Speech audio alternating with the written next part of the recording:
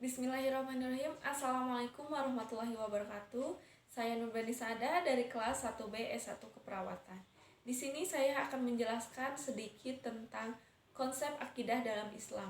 Pembahasannya meliputi pengertian akidah, ruang lingkup pembahasan akidah, sumber akidah, fungsi akidah, dan juga prinsip-prinsip akidah Islam. Pengertian akidah. Secara bahasa, akidah artinya ketetapan yang tidak ada keraguan pada orang yang mengambil keputusan. Sedangkan pengertian akidah dalam agama maksudnya adalah berkaitan dengan keyakinan, bukan perbuatan. Seperti akidah dengan adanya Allah dan diutusnya para rasul. Bentuk jamak dari akidah adalah aqaid. Akidah Islam itu sendiri bersumber dari Al-Quran dan As-Sunnah, bukan dari akal atau pikiran manusia. Akal pikiran itu hanya digunakan untuk memahami apa yang terkandung pada kedua sumber akidah tersebut, yang mana wajib untuk diyakini dan diamalkan. Sedangkan akidah menurut istilah adalah perkara yang wajib dibenarkan oleh hati dan jiwa, menjadi ketentraman karenanya, sehingga menjadi suatu kenyataan yang teguh dan kokoh, yang tidak tercampuri oleh keraguan dan kebimbangan. Ruang lingkup pembahasan akidah. Ilahiyat, yaitu pembahasan tentang segala sesuatu yang berhubungan dengan Allah, seperti wujud Allah, sifat Allah, dan lain sebagainya. Nubuat, yaitu pembahasan tentang segala sesuatu yang berhubungan dengan Nabi dan Rasul. Pembicaraannya mengenai kitab-kitab Allah yang dibawa para Rasul, mukjizat Rasul, dan lain sebagainya. Ruhaniyat, yaitu tentang segala sesuatu yang berhubungan dengan alam gaib seperti jin, iblis, setan, ruh, malaikat, dan lain sebagainya. Sam'iyat, yaitu pembahasan tentang segala sesuatu yang hanya bisa diketahui lewat sam'i, yakni dalil nakli berupa Al-Quran dan As-Sunnah, seperti alam barzah, akhirat, dan alam kubur, juga tanda-tanda kiamat, dan juga adanya surga dan neraka.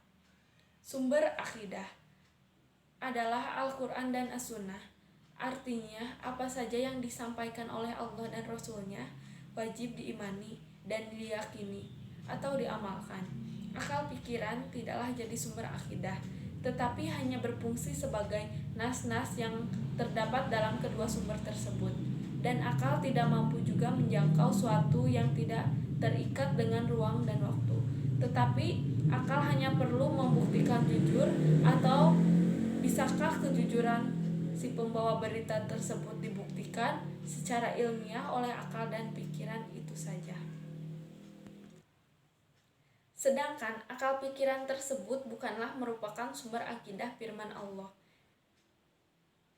Dan kami turunkan kepadamu Al-Quran sebagai kitab dan juga penjelasan atas segala sesuatu petunjuk serta rahmat dan kabar gembira dari orang-orang yang berserah diri.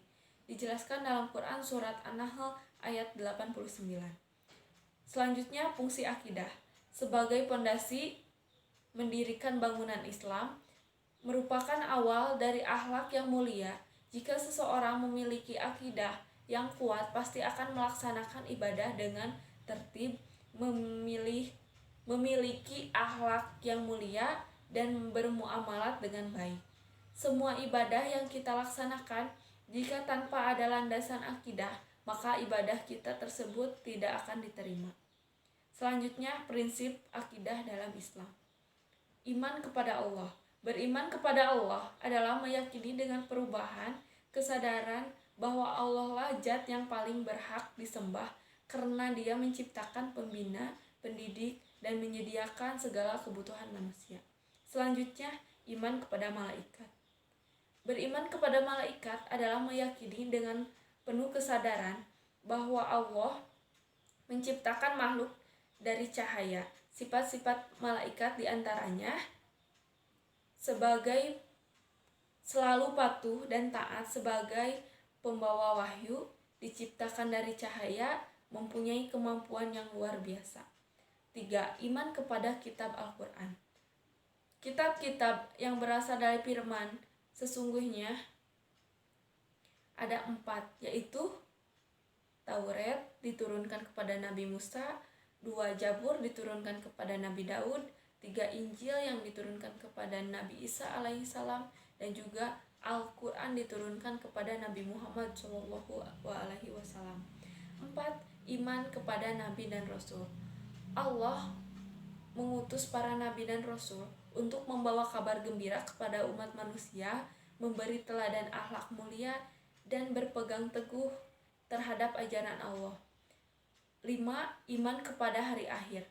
Beriman kepada hari akhir adalah meyakini bahwa manusia akan mengalami kesudahan dan meminta pertanggungjawaban di kemudian hari. 6. Beriman kepada qada dan qadar. Menurut bahasa, qada memiliki beberapa pengertian, yaitu hukum ketetapan pemerintah, kehendakan, pemberitahuan, penciptaan. Menurut istilah adalah ketetapan Allah sejak zaman ajalia sesuai dengan irodatnya tentang segala sesuatu yang berkenan dengan makhluk. Sedangkan qada adalah kejadian suatu ciptaan yang sesuai dengan penetapan. Iman kepada qada dan qadar artinya percaya dan yakin dengan sepenuh hati bahwa Allah telah menentukan tentang segala sesuatu bagi makhluknya. Sekian dari saya, kurang lebihnya mohon maaf. Wabillahi taufiq wal hidayah. Wassalamualaikum warahmatullahi wabarakatuh.